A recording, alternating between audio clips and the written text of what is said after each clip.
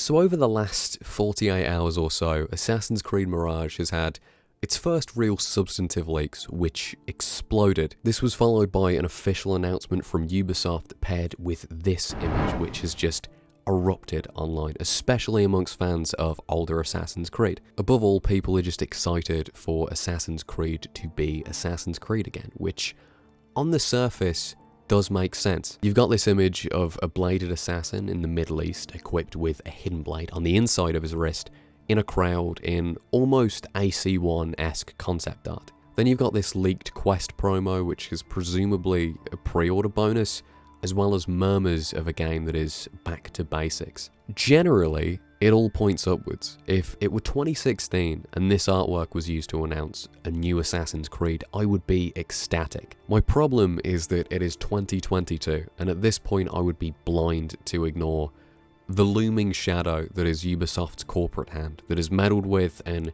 gutted the soul of the series for as long as it has. And simply making the protagonist an assassin and readopting the series' intended aesthetic just isn't enough to instill any hope in me, given Ubisoft's absolutely awful handling of the series. While there are issues that Mirage may amend on a surface level, issues like the absence of playable assassins as an example, that isn't so much the cause of the problem with Assassin's Creed, it's just one of dozens of direct symptoms of Ubisoft's business model. Ubisoft's business model, which will not have changed. Their business model that is undeniably anti-creative and, above all, anti-consumer. Put simply, Ubisoft values mass appeal above all else, which is just poisonous to a series like Assassin's Creed, which, while having wide appeal, originally hyper-focused on this unique fantasy and these niche aesthetics. The series character is something that has been bartered off game by game to broaden appeal. You can see this happen earlier on than you would probably think. AC3,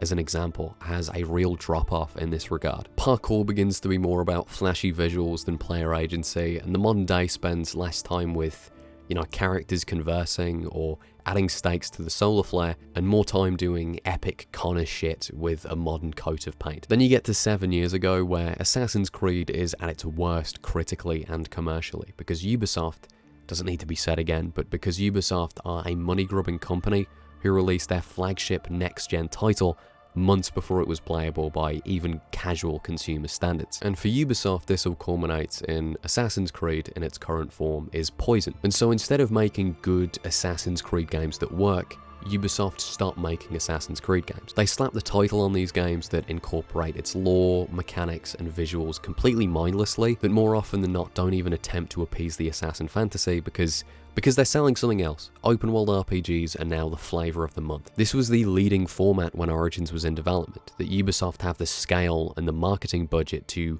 really capitalise on. And then you get to present day, to the announcement of Mirage, and look, it's an assassin and a crowd and a pretty promise of the olden days. And at this point, it should be clear that assassins are simply another coat of paint, as Vikings were, as Greek mercenary fantasy was, and it is being applied just as cynically, because there's nostalgia and so there's money. And I wouldn't really care what Ubisoft's motivations were if this was truly an Assassin's Creed game and not just a Mirage.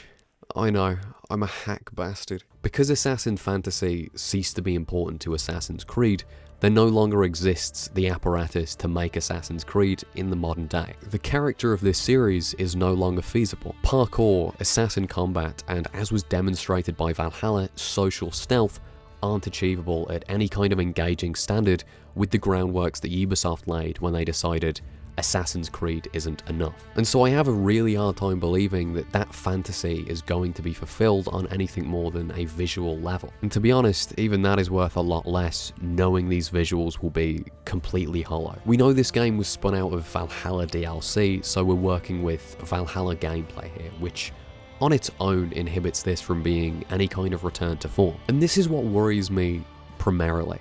This is being built on the foundations of Valhalla DLC. Ubisoft doesn't make short games anymore. At least they don't make short Assassin's Creed games. Their business philosophy demands that these games are very long, because that is how you increase a sense of value and then revenue via microtransactions, which, if you didn't know, is how Ubisoft make a very large percentage of their yearly revenue. So my concern is you have this idea that was intended to be 6 or 7 hours, It's then stretched out to Ubisoft Game Time. It then ends up being a massive slog, even by their standards, and because it's long, it has to lean into Valhalla-esque structure and the RPG stuff that people specifically were not expecting from Mirage, and then it underperforms, it doesn't move microtransaction sales, and then Ubisoft go back to this Assassin's Creed is poison philosophy. To go back to basics in any meaningful sense would mean overhauling Assassin's Creed completely. Good parkour, functioning social stealth, the Animus being a meaningful framing device reflected in controls and HUD.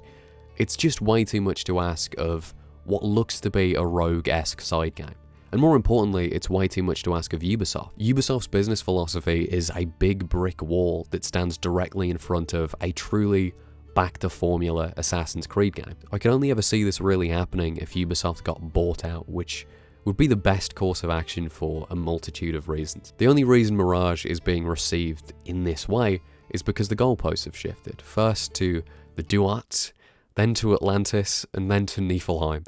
This series has existed in a realm so far removed from its own that seeing an assassin in new Assassin's Creed artwork is a holy shit moment. Ideally, the reaction to an announcement like this would be, yeah, so?